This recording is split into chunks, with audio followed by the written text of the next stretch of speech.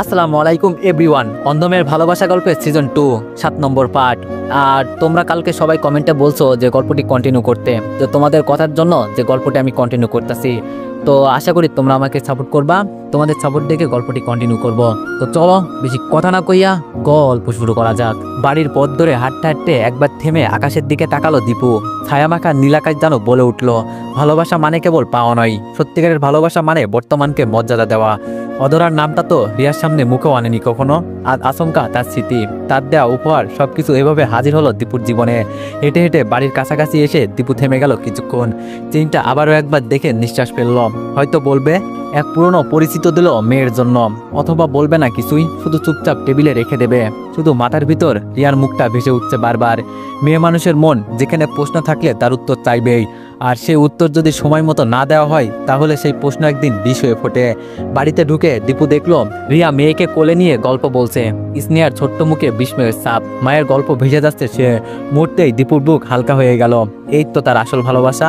হাত থেকে বাজারের থলি নামিয়ে রাখলো দীপু, তারপর আস্তে করে চেইনটা তার হাতে ধরিয়ে দিল।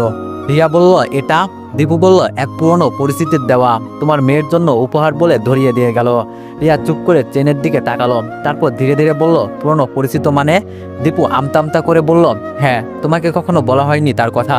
এক সময় যার জন্য মনে হাহাকার ছিল, তবে এখন আমার পুরোটা জুড়ে শুধুই তুমি। রিয়া কিছু না বলে চেনটা সযত্নে তুলে রাখলো একটা ছোট্ট বক্সে। তারপর দীপুর দিকে তাকিয়ে বলল জানি আমি আপনি আমায় কতখানি ভালোবাসেন। ভালোবাসা সবসময় মুখে প্রকাশ করতে হয় না, আমি অনুভব করে নিতে পারি। দীপু বিস্ময়ে তাকিয়ে থাকে রিয়ার দিকে। এই নারী শুধু তার স্ত্রী নয়, সে যেন তার জীবনের শুদ্ধতম অধ্যায়। দীপু রিয়ার কপালে এক নরম চুম্বন এঁকে গ্যারেজের উদ্দেশ্যে রওনা দিল। ওর চলে যাওয়ার পথটা দরজায় ফাঁক দিয়ে খানিকক্ষণ চুপচাপ তাকিয়ে রইল রিয়া। তারপর ধীরে পা ফেলে বাজারের ব্যাগ খুলে একে একে সবকিছু দেখলো। ডাল, চাল, আলু, পেঁয়াজ সবই এনেছে দীপু, সাথে পাঙ্গাস মাছটাও এনেছে আর বীজগুলো। রিয়া এক মুঠো করে বীজ হাতে নিয়ে তাকিয়ে থাকলো কিছুক্ষণ। ভাবলো স্নেহাকে কাকির কাছে দিয়ে আমি বরং বীজগুলো পুঁতে দিয়ে আসি। দীপুর সময় বা কোথায়, সকাল থেকে রাত গ্যারেজেই তো কাটে তার। তাছাড়া ওনার যত্নে কেনা জিনিসগুলো এভাবে না লাগালে মনটাও খারাপ লাগবে। মাটির স্পর্শে পা রেখে ধীরে ধীরে এগিয়ে গেল আঙ্গিনার দিকে। এক এক করে মাটিতে আলতো হাতে বীজগুলো বুনে দিল সে। মাটি চাপা দিতে দিতে তার মুখে একরকম শান্তির রেখা ফুটে উঠল। আকাশটা যেন হঠাৎ আবারও নীল লাগছিল। মনে মনে বললাম এইসব ছোট্ট ছোট্ট চেষ্টাগুলোতেই হয়তো ঘর নামের ভালোবাসাটুকু বাঁচিয়ে রাখা যায়। এভাবেই অভাব অনটনে টানাটানির মাঝে কেটে গেল পুরো 2টা মাস। তবে ধীরে ধীরে রিয়াও সংসারের কাজকর্ম, হিসাব নিকাশ সবই প্রায় গুছিয়ে নিয়েছে। অন্যদিকে দীপুর জীবনের সময়টা যেন গ্যারেজের আওয়াজেই আটকে গেছে। সকাল 8টা থেকে রাত 11টা নির্বিচারে পরিশ্রম করে চলেছে সে। শ্রমের মূল্যও বেড়েছে, মজুরি এখন 500 জায়গায় 800। কিন্তু মজুরি বাড়ার সাথে সাথে রিয়ার চাহিদাও যেন একটু একটু করে বেড়ে যাচ্ছে। দীপু লক্ষ্য করলো গত কয়েকদিন ধরে রিয়া রোজই কিছু না কিছু চাইছে। যেহেতু সারাদিন গ্যারেজে থাকে তাই বাজার করার সুযোগ তার হয় না। বাজারের ভাগটুকু রিয়াকেই নিতে হয়েছে। তবু রোজ রোজ 500 টাকার বাজারে কি সত্যি প্রয়োজন? একদিন দীপু একটু কৌতূহল নিয়ে জিজ্ঞেস করেই ফেললাম, এই তো মাত্র কয়দিন আগেই চাল ডাল মশলা সবই এনেছি, তাও প্রতিদিন এত খরচ কেন? রিয়া তখন নির্বিকার মুখে বলল বাজারের যা চড়া দাম, এখন তো 500 টাকায় কিছুই মেলে না। দীপু তখন আর তর্কে গেল না, ভেবে নিল সত্যি তো সময় বদলাচ্ছে, দাম বাড়ছে, পরিবেশ বদলাচ্ছে, জীবন তো আর আগের মতো নেই। তারপর মনে মনে বললাম আমারই তো বউ, যে অভাবে আমার পাশে থেকেছে, যে অনাহারে থেকেও হাসি মুখে ভাত বেড়ে দিয়েছে, সে এখন চাইলে কাকেই বা বিলি করবে টাকা, হোক না একটু বাড়তি খরচ। ভালোবাসার খাতায় এইসব তো হিসাব হয় না। গাছের ডালে ভর করে যে সবজিরা দোল খাচ্ছিল সেগুলোই আজ টাটকা ভরে পেরে আনলো রিয়া।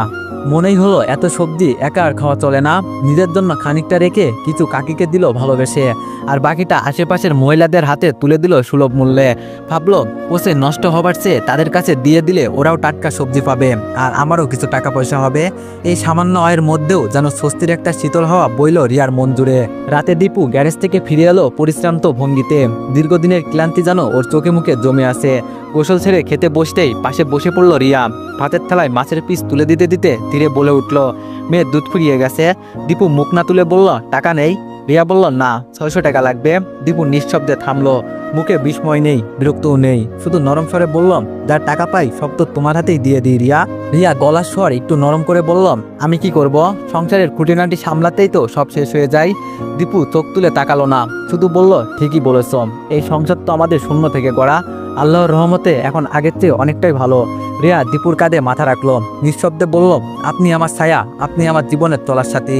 রাতের শেষ ভাগে আয়নার সামনে গিয়ে দাঁড়ালো দীপু, কিন্তু সে নিজের মুখ দেখলো না, দেখলো এক পরিশ্রান্ত পিতা, এক সংগ্রামী স্বামী। সেই চিরচেনা মুখ আজ যেন বয়স এসে নিঃশব্দে লিখে দিয়েছে সময়ের কাব্য।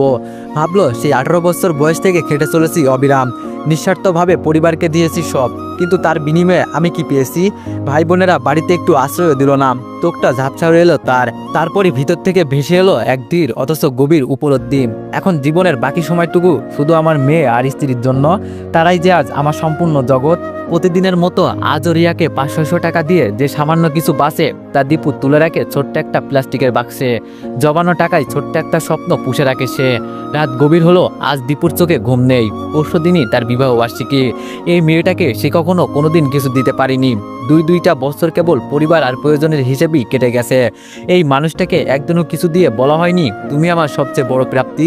ভাবনার ভারে চুপি চুপি পা ফেলে ব্যাংকটার কাছে গিয়ে দাঁড়ালো দীপু। নরম হাতে ব্যাংকটা খুলে নিল। 100, 200 আর 500 টাকার নোট মিলিয়ে টাকা গুনলো। মোট 3000 টাকা।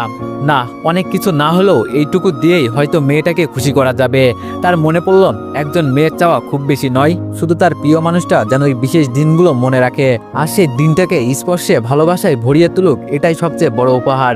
টাকাগুলো সতর্কভাবে শার্টের পকেটে গুজে রেখে দীপু আবার ফিরে এলো রিয়ার পাশে। রিয়ার মুখে গভীর প্রশান্তির ছায়া, নিঃশ্বাসে ক্লান্ত দিনের ঘুম।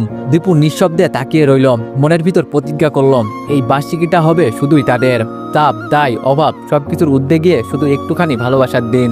অনেক তো হলো পরিবারের জন্য বাঁচা, এবার না হয় প্রিয়জনের জন্য বাঁচি, তাকে ভালোবেসে ভালো রাখার জন্য বাঁচি। বাবার শরীরটা যেন দিন দিন নিস্তেজ হয়ে যাচ্ছে, ঠিকমতো ওষুধ খাবার কিছুই মিলছে না, সারাদিন বিছানায় শুয়ে থাকতেই হয়। এই অসহায় সময়ে বিদুলের কাছে হাত পাততে বাধ্য হলেন মা। বিদুল মুখ ভার করে একগাদা কথা শোনালো, তারপর কৌতূহলপূর্ণ ভঙ্গিতে 500 টাকার একটি নোট মায়ের হাতে ধরিয়ে দিল। বিদুল বলল, খুব তো বড় ছেলে করতেন, এখন কোথায় সেই ছেলেটা? এখন তো পরিবারের ভার বইবার সামর্থ্য নেই তার। মায়ের চোখ দুটো কঠিন হয়ে উঠল, কণ্ঠে ঝরে পড়ল শীতল অথচ তীব্র প্রতিবাদ।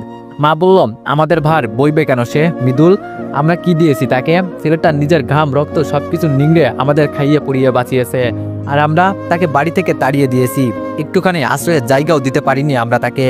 মৃদুলও সহজে ছাড়ল না, চুরচড়িয়ে বলল, কি করেননি তার জন্য? সবচেয়ে বেশি ভালোবাসা তো তাকেই দিয়েছেন। ছোটবেলায় কোলের কাছেই ছিল, মাছের মাথাটা তার পাতেই উঠত, তার বউকে তো রানীর মতো করে রাখতেন। মা এবার দীর্ঘশ্বাস ফেললেন, গলায় এক টুকরো বেদনা মিশে গিয়ে বললেন, ভুলে যাস না মৃদুল, আমরা যাই করেছি তার জন্য, সবকিছু তার টাকাই করেছি। সে না থাকলে তোদের মুখে এক মুঠো ভাতও উঠতো না। যেই মাছের মাথার কথা বলছি সেই মাছটাও তারই টাকায় কেনা। তোদের গায়ে দেওয়া জামা কাপড় এমনকি জুতোর ফিতা পর্যন্ত তার রোজগারের টাকায় কেনা।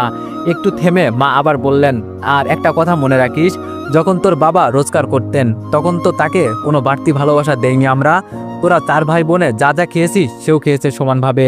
কখনো কি দেখেছিস সে নিজে আলাদা কিছু কিনেছে? বরং মাছের বড় পিস, মাংসের শেষটুকু সবসময় কারো না কারো পাতেই তুলে দিয়েছে হাসি মুখে, নিজে না খেয়ে তোদের খাইয়েছে। সেই সব এত তাড়াতাড়ি ভুলে গেলি? মায়ের গলা কাঁপছিল না, কিন্তু শব্দে ছিল অদ্ভুত দৃঢ়তা।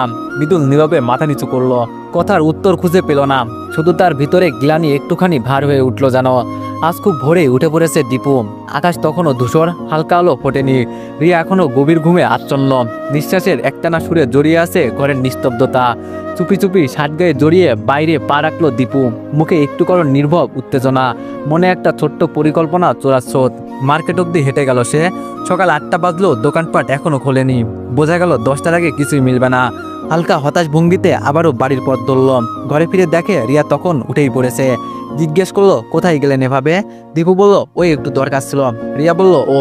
দীপু কিছু না বলে তারপরটা খেয়ে বেরিয়ে গেল গ্যারেজে ঢুকে আজ একটু অন্যরকম ভঙ্গিতে মালিকের সামনে গিয়ে দাঁড়ালো সে, মাথা নিচু, গলায় সংকোচ মেশানো স্বর। গ্যারেজ মালিক বললেন, কি হলো দীপু, কিছু বলবি? দীপু বলল, আজ বাড়তি সময় কাজ করব, কিন্তু আগামীকাল আসতে পারবো না কাকা। কাকা বলল, কেন রে, কোনো দরকার? লাজুক এক হাসি ফুটে উঠলো দীপুর মুখে। দীপু বলল, কাল আমাদের বিবাহ বার্ষিকী, বছরে একটা দিনই তো শুধু আমাদের। দামি হোটেলে না হোক, ফুটপাট ধরে হাঁটতে চাই ওর সাথে, সময় দিতে চাই একটু করো নির্ভব ভালোবাসায়। গ্যারেজ মালিক এক মুহূর্ত চুপ করে থেকে হেসে দীপুর পিঠে আলতো করে একটা চড় দিল। গ্যারেজ মালিক বলল, তোর ছুটি রইল কাল, আর শোন, তোর কাকে কিন্তু দারুণ পায়েস বানাই, আমি ওকে বলবো তোদের জন্য একটু পায়েস করতে, বিশেষ দিন বলে কথা। দীপু মৃদু হেসে রইল, চোখের গভীরে তখন একরাশ কৃতজ্ঞতা আর অদ্ভুত এক অনুভূতি। মনেই হলো কখনো কখনো দূরের মানুষই হয়ে ওঠে সবচেয়ে কাছের, যারা আত্মীয় নয় কিন্তু আচরণে যেন আত্মার আত্মীয়। দীপু মনে মনে বলল, হয়তো এই ভালোবাসার টুকরোগুলোই জমে জীবনের আলো হয়ে ওঠে। রিয়ার বাড়ি জুড়ে এখন এক নিশ্চিম হাহাকার, তার দেয়ালের প্রতিটা কোণ যেন নীরবে কান্না জড়ানো নিঃশব্দ ফেলে।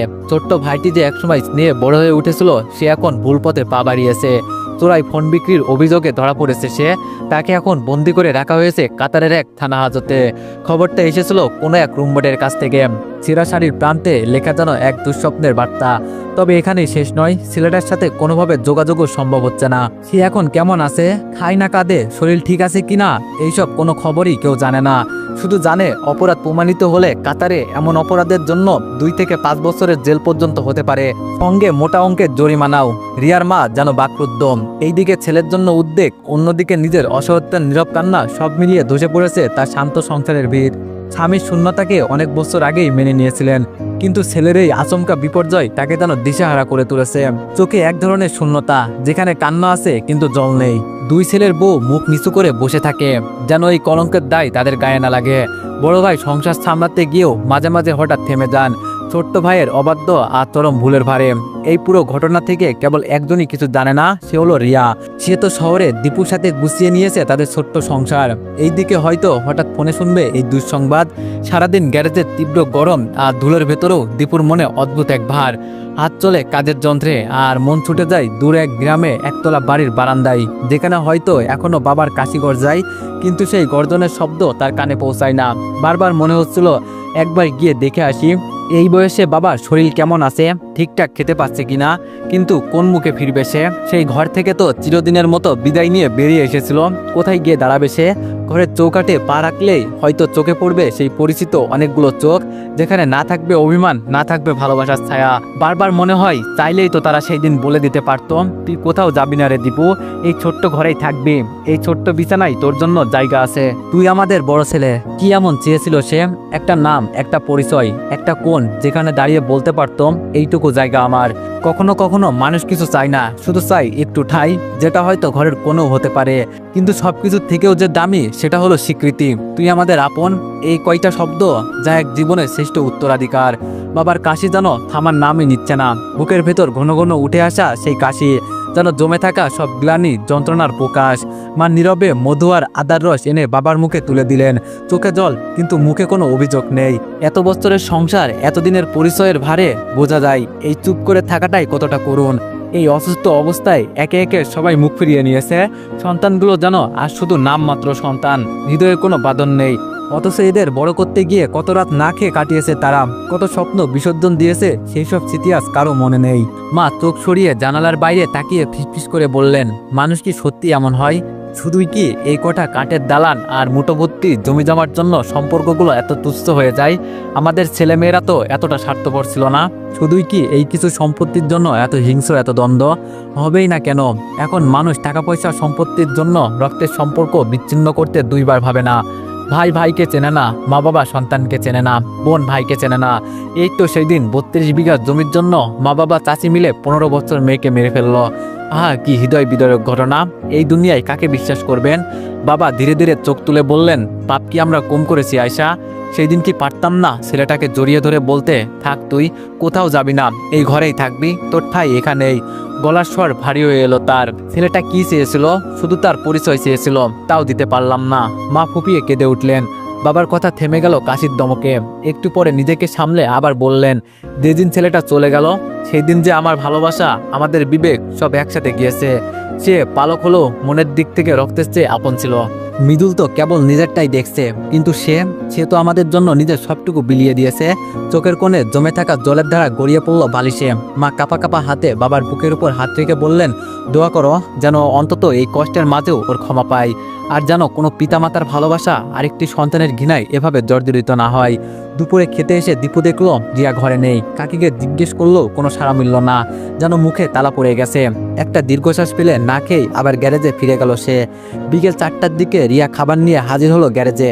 দীপু চুপচাপ খেয়ে নিল, একটাও প্রশ্ন করলো না। তার খাওয়া যেন নিঃশব্দ, তেমনি মুখও যেন কোনো অজানা অভিমান ঠাসা। রাতে বিছানায় শুয়ে হঠাৎ বলে উঠল দীপু, আজ দুপুরে কোথায় গিয়েছিলে?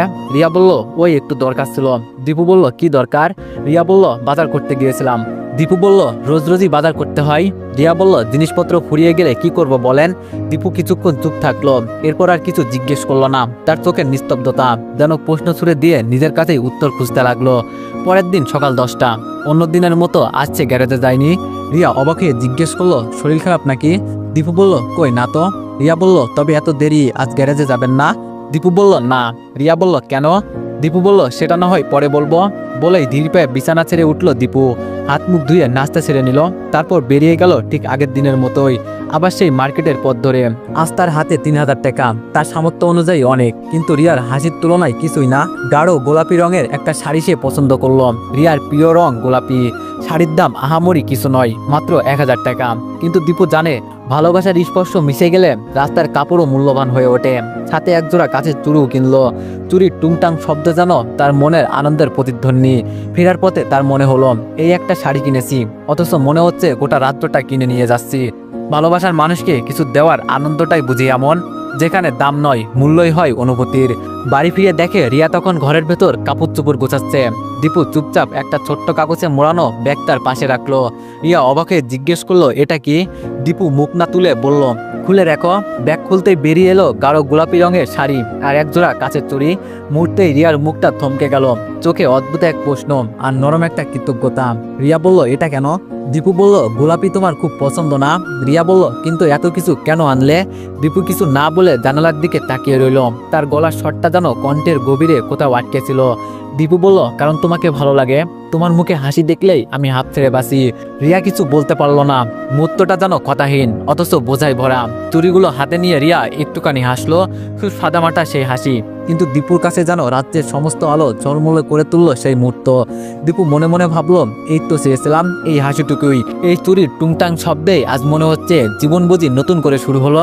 আজ সন্ধ্যায় এই শাড়ি পরে রেডি থেকো, তোমায় আমি ফুটপাতে ঘুরিয়ে দেখাবো। কতদিন হয়ে গেল তোমায় হাতে হাত রেখে হাঁটা হয় না। সন্ধ্যায় নরম আলোয় রাস্তা ধরে হেঁটে তোমার সঙ্গে চুপচাপ জ্যোৎস্না দেখাও যেন অনেককাল হারিয়ে গেছে।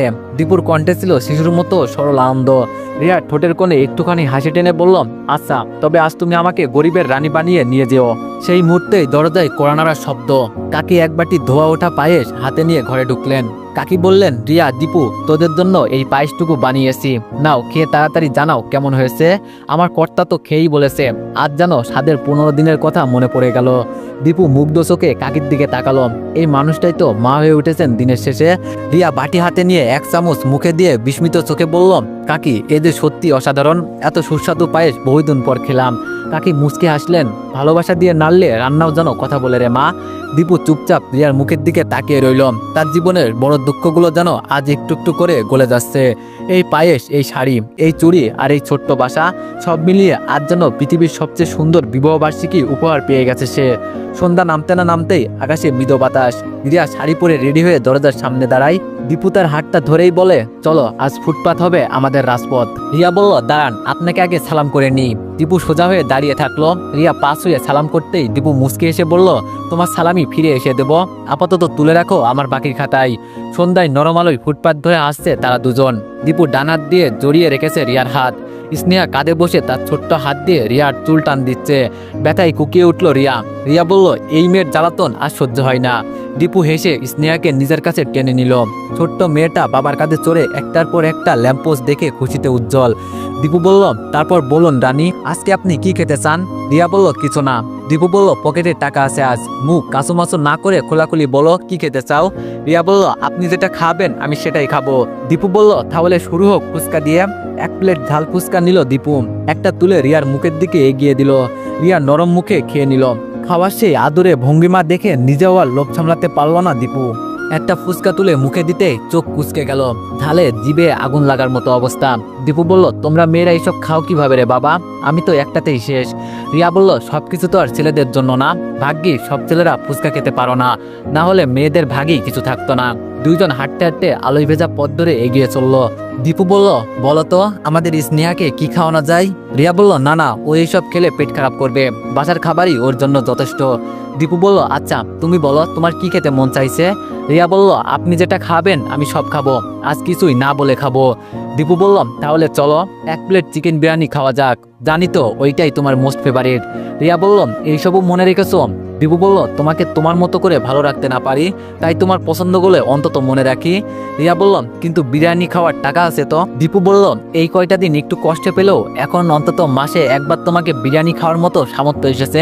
প্রতিদিনই তো হিসাব করে চলি, মাসে একটা দিন না হয় একটু আলাদা হোক। পুরনো একটি পরিচিত রেস্টুরেন্টে গিয়ে বসলো দুইজন। দীপু 2 প্লেট বিরিয়ানি অর্ডার করলো, 1 প্লেট এগিয়ে দিল রিয়ার দিকে। দীপু বলল, নাও খাও। রিয়া চুপচাপ হাত গুটিয়ে বসে রইল। দীপু বলল, কি হলো, খাচ্ছ না কেন? রিয়া বলল, আজকাল আপনি ভালোবাসা কম দিচ্ছেন। দীপু বলল, হঠাৎ এমন ভাবনার কারণ? রিয়া বলল, আগে তো 3 বেলা নিজ হাতে খাইয়ে দিতেন, এখন স্পেশাল দিনেও তো আর সেই ইচ্ছাটা রাখেন না। দীপু একটু মুচকি হেসে স্নেহাকে রিয়ার কোলে দিয়ে বিরিয়ানির হাতে তুলে নিল। নিজ হাতে 1 চামচ তুলে রিয়ার মুখের সামনে ধরতেই একটু লজ্জা পেল, কিন্তু পরক্ষণেই ভাবলো বউকে খাইয়ে দিতে কিসের লজ্জা, বরং বউকে ভালোবাসি এটা গর্বের বিষয়।